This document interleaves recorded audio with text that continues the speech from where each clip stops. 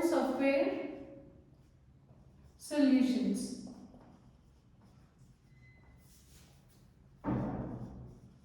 So why it is considered as old software solution? Because it was developed decades ago. So it's a very old software. It was developed decades ago. So then how we are maintaining this software? By making changes.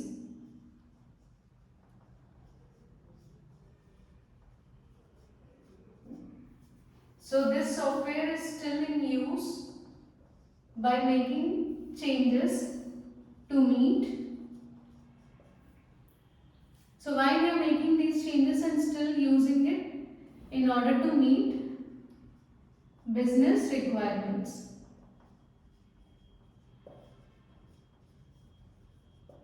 Or user requirements or needs. So this is how we can define legacy software. So this is the old software which was developed years ago, but it is still in use. So we are using this legacy software by making the changes, because this software is useful or which helps to meet the business needs or customer needs. Then, so what happens if these legacy softwares increases? So as these legacy software systems increases, it causes risks to large organizations.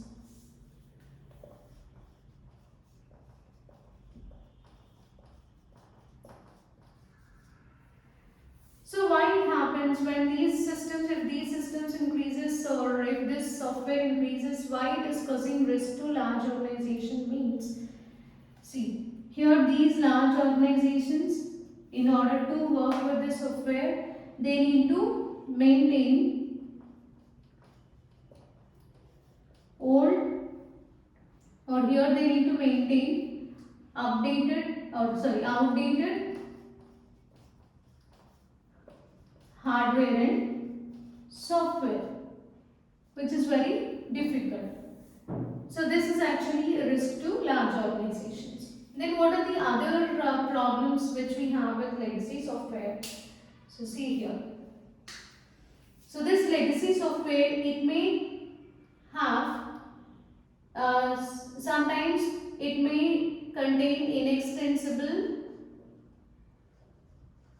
It may have inextensible design. So this design which cannot be extended for them. And then convoluted code.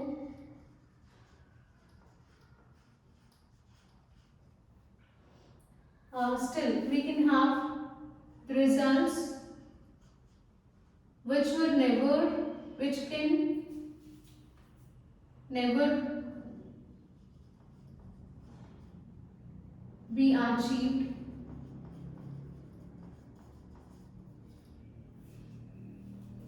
And poorly maintained change history.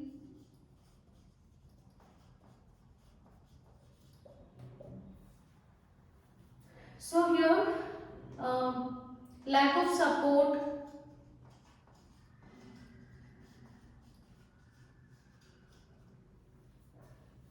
lack of support in documentation.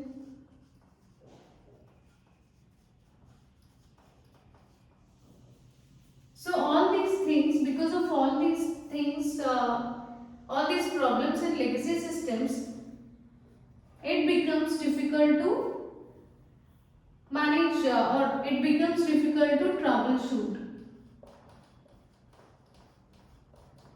Troubleshoot the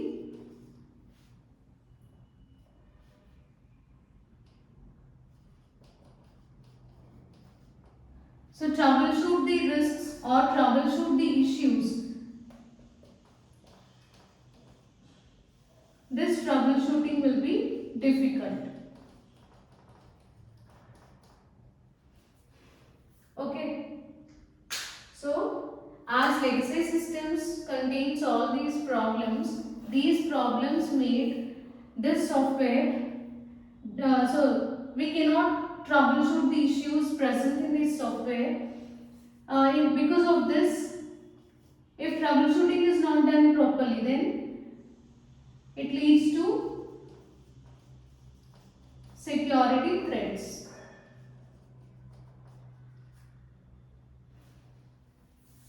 Okay, leads to security threats in system. So, as this legacy software is important to meet, or it's important for business, some changes needs to be done here. So in order to resolve all these issues, definitely some changes needs to be done to this software. And what are those changes? So we'll see that.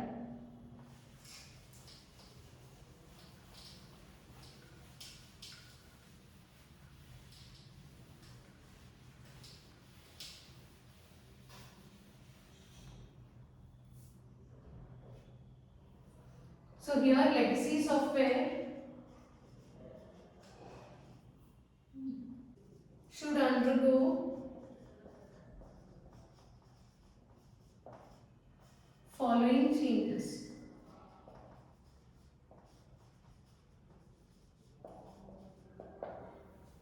So what are those changes?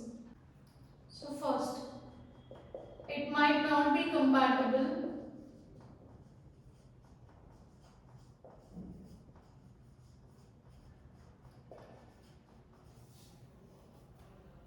to use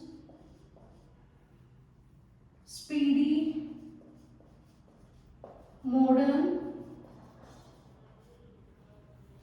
systems with older software. So why this legacy software should undergo changes? Why changes should be done to this means? Because this software, it might not be compatible with the speedy modern systems. So we cannot use this modern systems with older software. So there won't be any compatibility between this old software and the modern systems. And what is the second point? So here, to fix security issues, so in order to fix this security issues also, changes should be done to the software. And the third one, nowadays,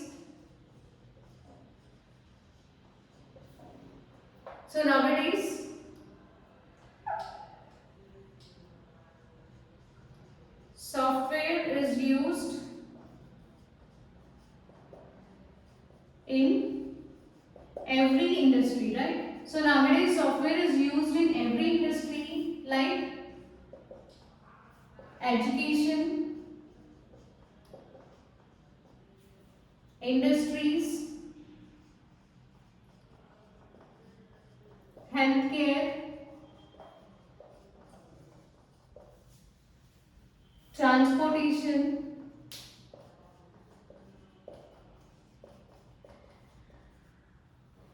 entertainment,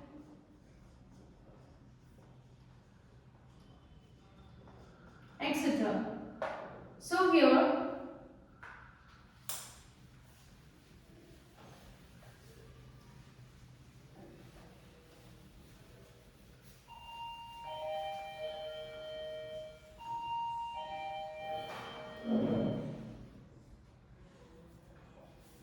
so if this software is improved,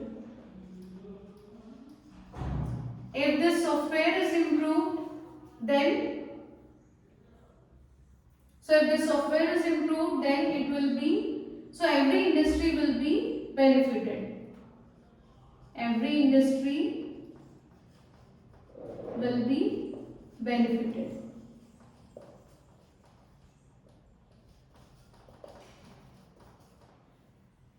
Okay. So these are the three reasons why changes should be done to the legacy software. First thing is, if we use this old software with the modern system, then you may not find compatibility between both of them. Second one is in order to fix the security issues. Okay, so there might be security issues, so that can be done only if changes are done to the software. And third one is software. Nowadays it is used in every industry, so if this legacy software is improved, then every industry where this software is being used, that every industry will be benefited. So this is about legacy software.